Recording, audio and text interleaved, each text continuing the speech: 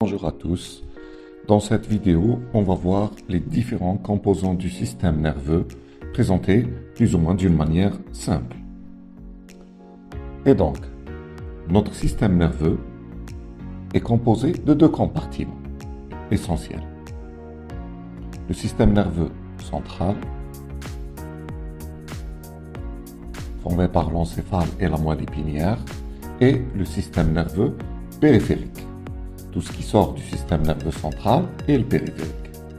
Et donc, notre système nerveux central est composé par l'encéphale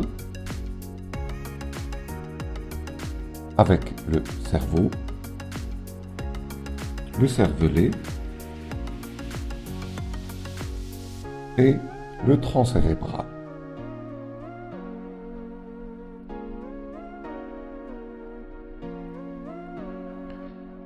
Et la moelle épinière qui est le prolongement. L'ensemble de ces structures donne des signes cliniques lors de leur atteinte et dont l'association donne des syndromes. L'ensemble des signes donne un syndrome.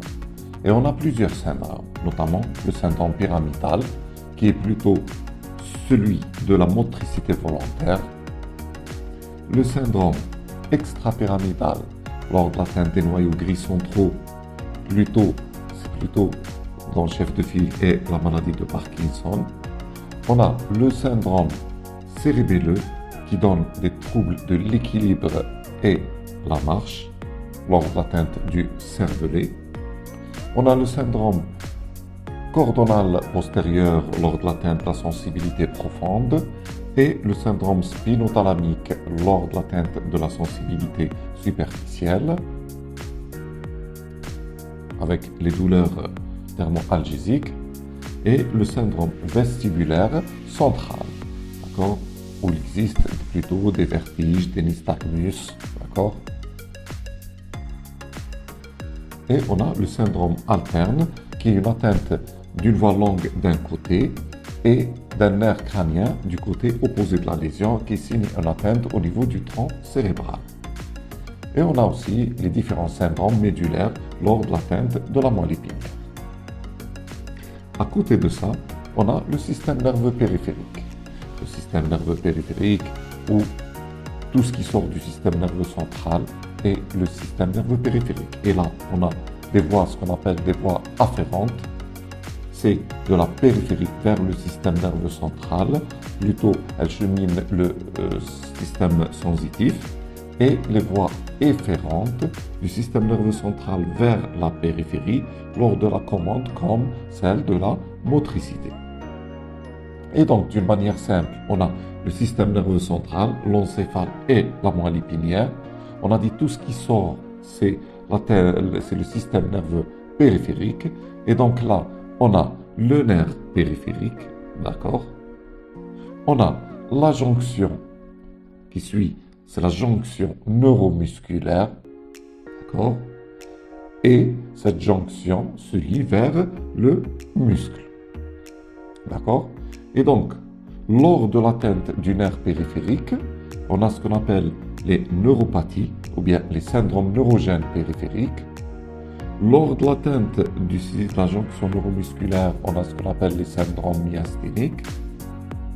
Et lors de l'atteinte du muscle, on a ce qu'on appelle les syndromes myogènes, ou bien les myopathies.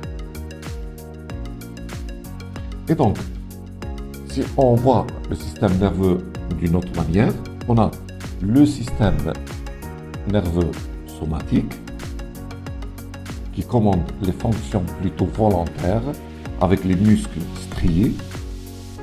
Et on a ce qu'on appelle le système nerveux autonome, d'accord, celui de la contrôle des fonctions non soumises à la fonction volontaire, comme le système viscéral ou végétatif, le système cardiovasculaire, le système digestif, d'accord.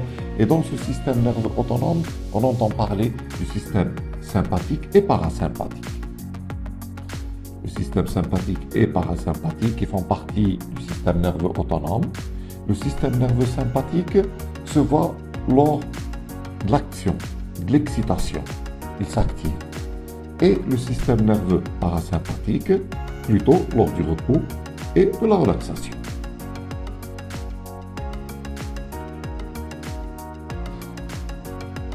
Et donc, pour résumer tout ce qu'on a dit, le système nerveux est composé d'un système nerveux central, composé par l'encéphale et la moelle épinière, et d'un système nerveux périphérique, composé d'un nerf périphérique, d'une jonction neuromusculaire et des muscles. À côté de ça, on a le système nerveux somatique, qui commande la motricité volontaire, et le système nerveux autonome avec le système nerveux sympathique et le système nerveux parasympathique. Et je vous remercie.